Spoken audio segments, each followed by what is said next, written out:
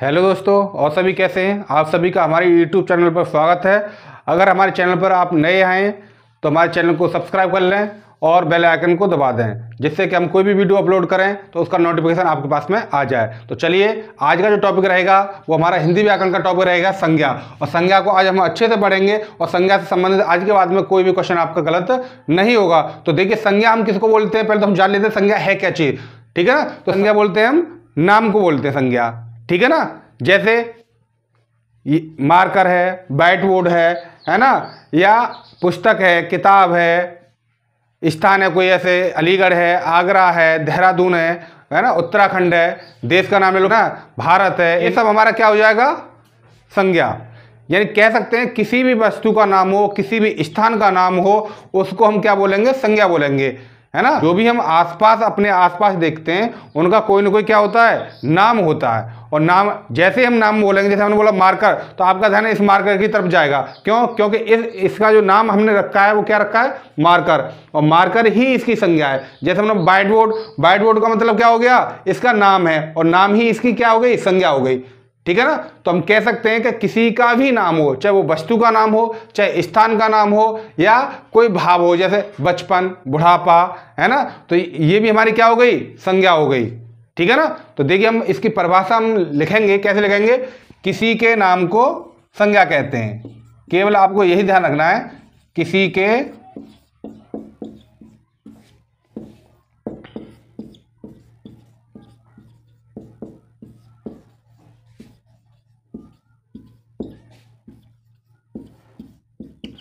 ठीक है ना, किसी के नाम को संज्ञा कहते हैं। किसी का मतलब हो गया, चाहे वो व्यक्ति हो, चाहे स्थान हो, कुछ भी हो, जिस किसी का भी नाम है वही नाम उसकी क्या हो जाएगी, संज्ञा हो जाएगी। ठीक है ना। ये आपकी समझ में आ गया होगा। और जो संज्ञा के जो भेद हैं, वो भेद हमारे कितने हैं, 5। जो संज्ञा हमारी कितने प्रकार की होती है, 5 प्रकार की होती है। ठीक है ना। तो देखिए, संज्ञा के जो 5 प्रकार हैं उनको हम और देख लेते हैं।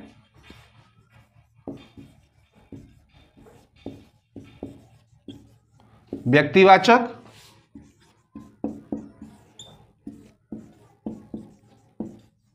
जातिवाचक,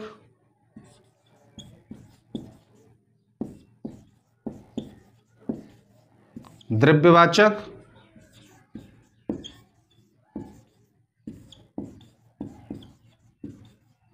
समूहवाचक,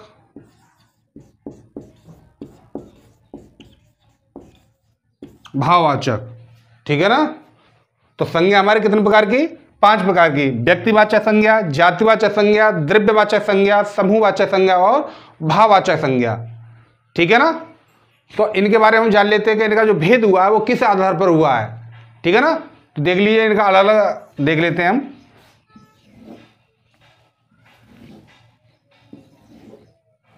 ठीक है ना। व्यक्तिवाचक संज्ञा किसको बोलेंगे, जिससे केवल एक का बोध हो। जैसे हमने बोला आगरा, आगरा से हमें केवल एक स्थान का बोध होगा, आगरा। जैसे हमने बोला दिल्ली, दिल्ली से हमें क्या होगा, केवल एक स्थान का बोध होगा। जैसे हमने बोला रामायण, रामायण से हमें केवल एक किताब का बोध होगा। जैसे हमने बोला महाभारत, महाभारत से हमें केवल एक किताब का बोध होगा। जैसे हमने किसी का नाम लिया, जैसे मोहन, मोहन से हमें एक व्यक्ति का बोध होगा। ठीक है ना। तो जैसे गंगा नदी, गंगा नदी कहने से केवल एक नदी का बोध होगा। कह सकते हैं कि जहां पर जिस नाम से केवल एक व्यक्ति या एक स्थान का बोध हो, उसे हम बोलेंगे व्यक्तिवाचक संज्ञा।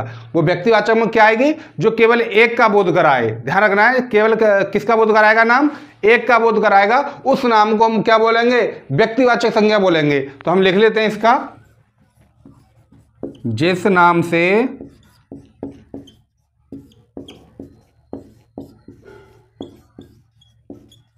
केवल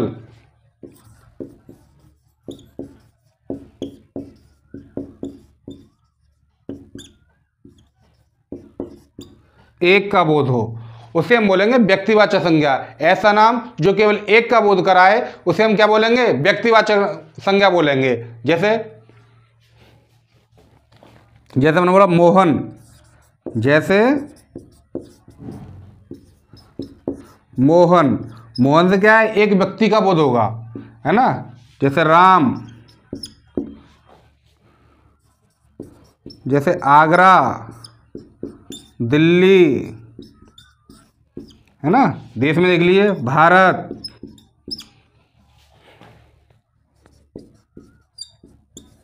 अफ्रीका, गंगा,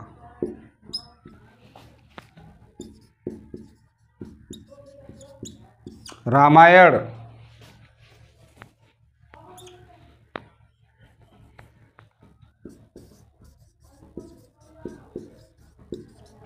हिमालय। इस प्रकार से इसमें बहुत सारे एग्जाम्पल इसके आ जाएंगे।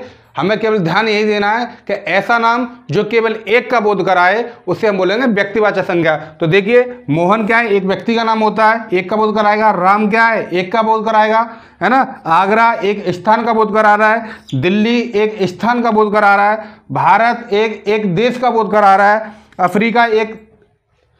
अफ्रीका एक महाद्वीप का बोध करा रहा है ना। गंगा एक नदी का बोध करा रही है ना। रामायण एक किताब का बोध करा रहा है और हिमालय एक पर्वत का बोध करा रहा है। तो कह सकते हैं कि ऐसी संज्ञा, ऐसा नाम जो केवल एक का बोध कराए उसे हम बोलेंगे व्यक्तिवाचक संज्ञा। ठीक है ना। तो ये आपकी समझ में आ गया होगा अच्छे से।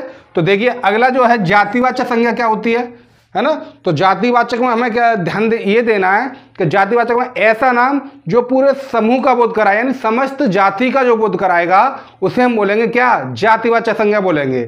जैसे हमने बोला लड़का, है ना, लड़का कहने से समस्त लड़का जाति का बोध हो जाएगा। जैसे हमने बोला पर्वत, पर्वत से क्या मतलब है इसका, पर्वत क्या है, समस्त पर्वतों का बोध कराएगा। जैसे हमने बोला नदी, नदी क्या है, समस्त नदियों का बोध कराएगा, चाहे गंगा हो, यमुना हो, सरस्वती हो, कोई भी नदी हो, सबका बोध क्या करा देगा, नदी करा देगा। जिन्होंने बोला किताब, तो किताब में क्या है, चाहे रामायण हो, इतिहास हो, चाहे हमारे सब्जेक्टिव किताब हो, सबका बोध उसमें हो जाएगा। तो जातिवाचक जो संज्ञा में आएगा वो क्या आएगा कि जो समस्त जाति का बोध कराए उसे हम बोलेंगे जातिवाचक संज्ञा। ऐसा नाम जो समस्त जाति का बोध कराए उसे हम क्या बोलेंगे, जातिवाचक संज्ञा। तो देखिए,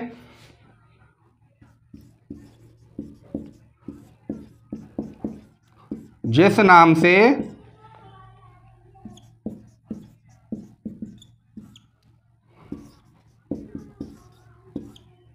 समस्त जाति का बोध होता है ना, उसे क्या बोलेंगे, जातिवाचक संज्ञा बोलेंगे। इसमें केवल ऐसा नाम जो केवल एक का बोध कराएगा और इसमें ऐसा नाम जो पूरी जाति का बोध कराएगा उसे हम बोलेंगे जातिवाचक संज्ञा।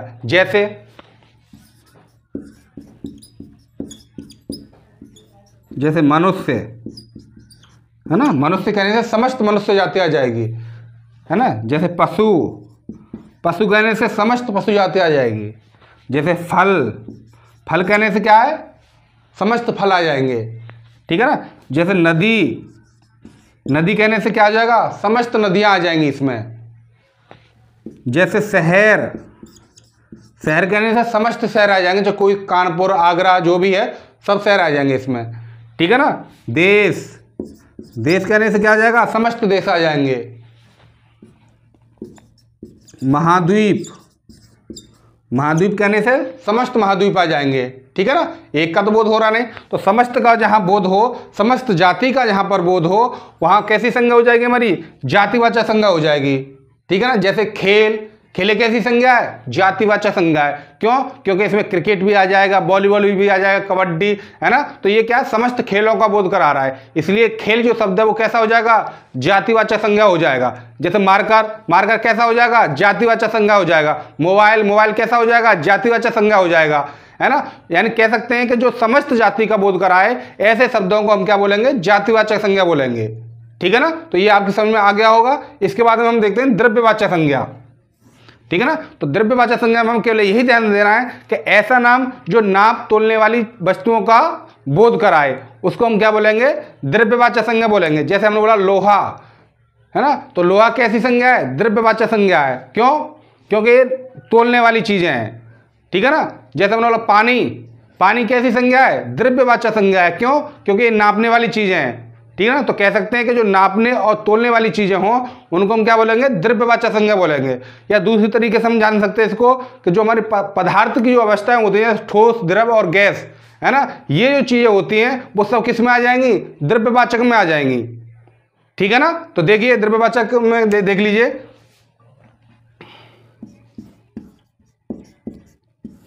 जिस नाम से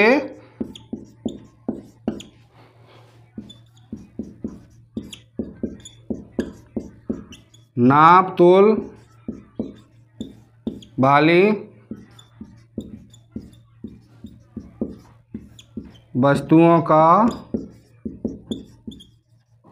बोध होता है ना। तो जिस नाम से नाप तोल वाली वस्तुओं का बोध होता है उसे हम बोलेंगे द्रव्यवाचक संज्ञा। जैसे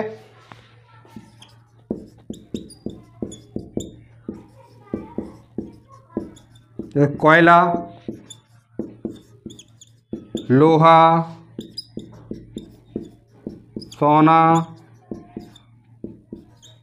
चांदी, पानी, दूध,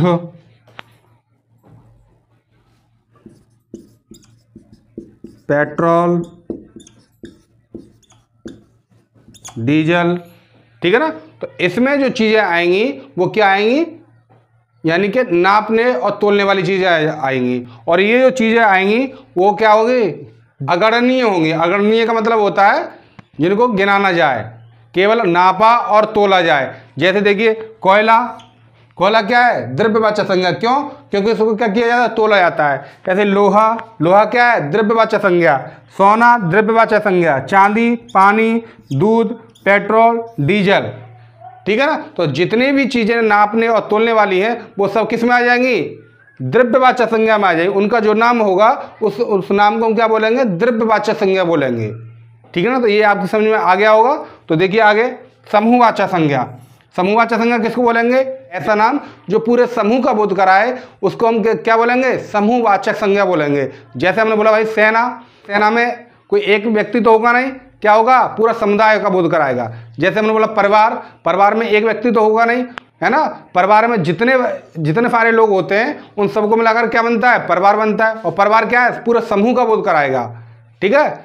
जैसे हमने बोला दर्जन, दर्जन कहने से क्या है, पूरे एक समूह का बोध कराएगा, 12 का बोध कराएगा, ठीक है ना। तो कह सकते हैं यहाँ पर समूह का या समुदाय का बोध हो उस नाम को हम क्या बोलेंगे, समूहवाचक संज्ञा बोलेंगे, ठीक है। तो लिख लेते हैं इसको भी। जिस नाम से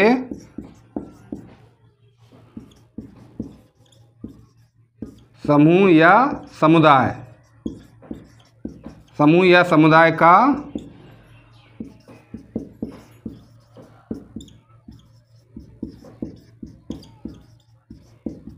बोध होता है उसे क्या बोलते हैं, समूहवाचक संज्ञा बोलते हैं। कि जिस नाम से समूह या समुदाय का बोध होता है उसे हम क्या बोलेंगे, समूहवाचक संज्ञा बोलेंगे। जैसे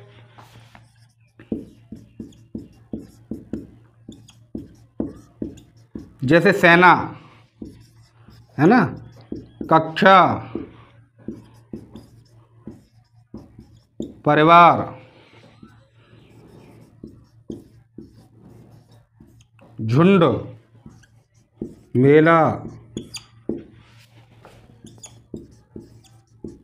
सभा, ठीक है ना। तो ऐसा कोई नाम है जो आपको लग रहा है क्या है, इसमें बहुत सारे लोग होंगे, तो उसको क्या बोलेंगे, समूहवाचक संज्ञा बोलेंगे। जैसे सेना, सेना एक व्यक्ति से तो बनती नहीं है, सेना में क्या है, बहुत सारे सैनिक होते हैं। तो क्या सैनिकों को मिलाकर क्या बनती है, एक सेना बनती है। तो इसमें क्या हो जाएगा, सेना क्या हो जाएगा, समूहवाचक संज्ञा हो जाएगा। ऐसी कक्षा, कक्षा एक विद्यार्थी से तो बनती नहीं है, विद्यार्थी होगा और टीचर भी होगा। तो यानी कह सकते हैं कि यहाँ पर एक से अधिक का बोध हो, एक से अधिक जिसमें हो तो वो किस में आ जाएगा, समूहवाचक में आ जाएगा। तो कक्षा में कम से कम 2 लोग तो होंगे ही, है, विद्यार्थी होगा और टीचर होगा, तो वो भी कक्षा किस में आ जाएगी, समूहवाचक में आ जाएगी।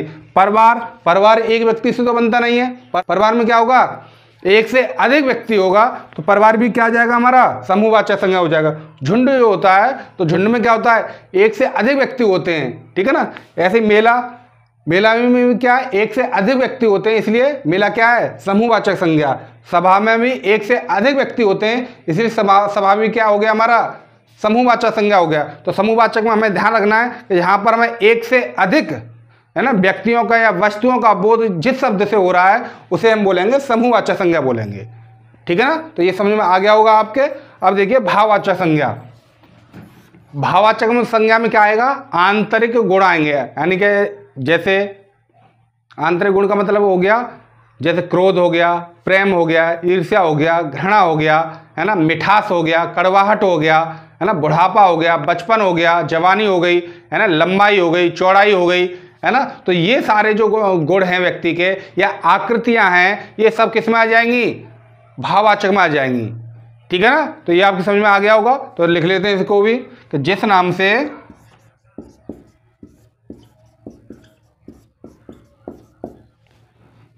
से किसी के गुण, धर्म, अवस्था, आकृति का बोध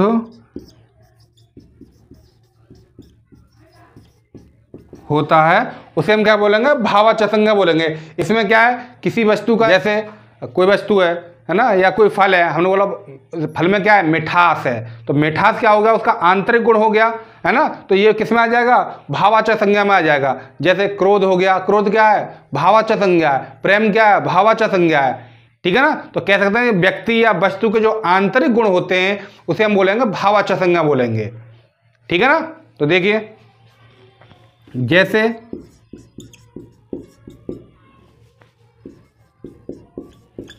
क्रोध, प्रेम, ईर्ष्या, मिठास, बुढ़ापा, बचपन, ठीक है ना। तो इस प्रकार के जो शब्द आएंगे वो किस में आ जाएंगे, हमारे भाववाचक संज्ञा में आ जाएंगे। ठीक है। तो ये आपकी समझ में आ गया होगा। ठीक है ना। तो ऐसे हमारी जो संज्ञा है वो कितने प्रकार की हमने बताई, 5 प्रकार की बताई। कौन कौन सी, व्यक्तिवाचक, जातिवाचक, द्रव्यवाचक, समूहवाचक और भाववाचक। इनकी हमने परिभाषा बताई थी कि व्यक्तिवाचक यानी जो एक का बोध कराएगा वो व्यक्तिवाचक, जो समस्त जाति का बोध कराएगा वो जातिवाचक, जो द्रव्य यानी नाप तोलने वाली चीजों का बोध कराएगा या ठोस द्रव्य गैस जिनका जो नाम है उनका जो बोध कराएगा वो उसे हम बोलेंगे द्रव्यवाचक संज्ञा। और समूह का जो बोध कराएगा, ऐसा नाम जो केवल समूह का बोध कराएगा उसे बोलेंगे हम समूहवाचक संज्ञा। और ऐसा नाम जो केवल भाव का बोध कराए, है ना, गुण, धर्म, अवस्था का बोध कराए उसे हम बोलेंगे भाववाचक संज्ञा। ठीक है ना। तो इसमें हम एक चीज और जोड़ लेते हैं। ठीक है ना। कुछ लोग बताते हैं संज्ञा हमारी कितने प्रकार की, 3 प्रकार की। तो 3 प्रकार की संज्ञा मूलतः जो संज्ञा होती है वो कितने प्रकार की होती है, 3 प्रकार की होती है। और 3 प्रकार की कौन कौन सी होती है, तो देखिए व्यक्तिवाचक, जातिवाचक और भाववाचक। द्रव्यवाचक और समूहवाचक जो हैं वो जातिवाचक संज्ञा के ही भेद हैं। ठीक है। तो ये जो द्रव्यवाचक जो संज्ञा है और जो समूहवाचक संज्ञा है वो किस में आ जाएंगी, जातिवाचक संज्ञा में आ जाएंगी। जैसे हमने बोला कोयला, कोयला कैसी संज्ञा है, द्रव्यवाचक संज्ञा है। अगर पेपर में आपको पूछे कि कोयला कैसी संज्ञा है, उसमें ऑप्शन में आपको द्रव्यवाचक संज्ञा ऑप्शन में ना मिले तो क्या टिक लगाना है, जातिवाचक संज्ञा। क्यों, क्योंकि ये सारी जो द्रव्यवाचक और समूहवाचक जो संज्ञा हैं वो किसके भेद हैं, जातिवाचक संज्ञा के भेद हैं। जैसे हमने बोला परिवार, है ना, और परिवार जब पूछ रहा है तो परिवार अगर ऑप्शन में समूहवाचक है तो समूहवाचक पर हमें टिक लगाना है। अगर समूहवाचक ऑप्शन में नहीं है तो किस पर निशान लगाएंगे, हम जातिवाचक पर निशान लगाएंगे। ठीक है ना। तो आपसे 2 तरह से क्वेश्चन पूछेगा संज्ञा कितने प्रकार की, तो संज्ञा हमारी 5 प्रकार की। अगर पूछे संज्ञा मूलतः या मुख्यतः कितने प्रकार की, तो संज्ञा मूलतः या मुख्यतः कितने प्रकार की, 3 प्रकार की। ठीक है ना। तो ये आपकी समझ में आ गया होगा। और अपने आसपास जितनी चीजें हैं, जितनी वस्तु हैं, जितने स्थान हैं, है ना, उन सब का नाम को देखिए और उनका विभाजन कीजिएगा कौन सा नाम किस संज्ञा में आएगा। ठीक है, जिससे आपका रिवीजन भी हो जाएगा और आपकी समझ में भी अच्छे से आ जाएगा। तो संज्ञा जो टॉपिक है आपकी समझ में अच्छे से आ गया होगा। इससे संबंधित कोई भी क्वेश्चन आपका गलत नहीं होगा। आपकी समझ में अगर अच्छे से आया है और वीडियो आपको अच्छी लगी हो तो हमारे चैनल को सब्सक्राइब करें, लाइक करें और शेयर करें। धन्यवाद।